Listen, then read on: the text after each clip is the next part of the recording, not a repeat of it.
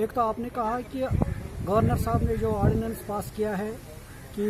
जो मौजूद हालात है या नहीं, इस विषय में हम बात नहीं करेंगे क्योंकि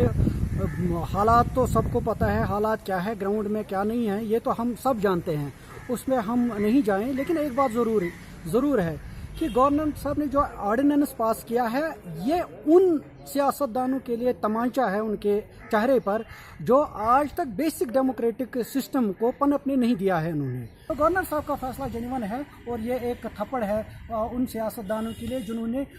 बेसिक डेमोक्रेटिक इंस्टीट्यूशन को ख़त्म करने की साजिशें अभी तक रचाई हैं। जो गवर्नर साहब ने हुक्मनामा जारी किया है कि रियासत में पंचायत इलेक्शन कराए जाएं,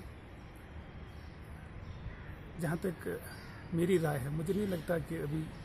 मौजूद वक्त है या जो ग्रास रूट लेवल पर जो सिचुएशन है इलेक्शन कराना अभी फीजिबल है, क्योंकि आपको पता है कि हालात कितने ख़राब हैं, खासकर साउथ कश्मीर में। जब 2011 में चुनाव हुए थे तो 82% लोगों ने वोट किया था, उन्होंने जो 500 सरपंच चुने थे,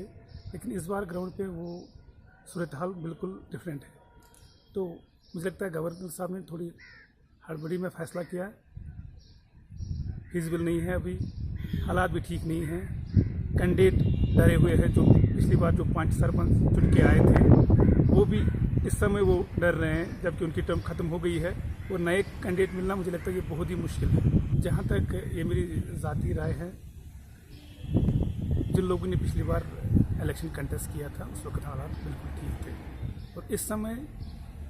मुझे नहीं लगता कोई 5 या सरपंच लड़ने के लिए कोई लाइफ रिस्क लेगा। रिस्क हद से ज़्यादा है और जो दूसरे अनसर हैं वहाँ पे वो भी नहीं चाहेंगे कि इलेक्शन हो जाए इस समय, लेकिन मुझे लगता है गवर्नर साहब को कुछ और टाइम नहीं देना चाहिए। जम्मू कश्मीर के गवर्नर एन वोहरान की क़यादत में रियासती इंतज़ामिया कौंसिल ने पंचायती इंतखाबात करवाने का फ़ैसला लिया है, लेकिन यहाँ की सियासी जमातें और साबका पंचायती मेंबरान कहते हैं कि इस वक्त वादी में हालात मौजूद नहीं हैं। मीर फरहत, ETV भारत, श्रीनगर।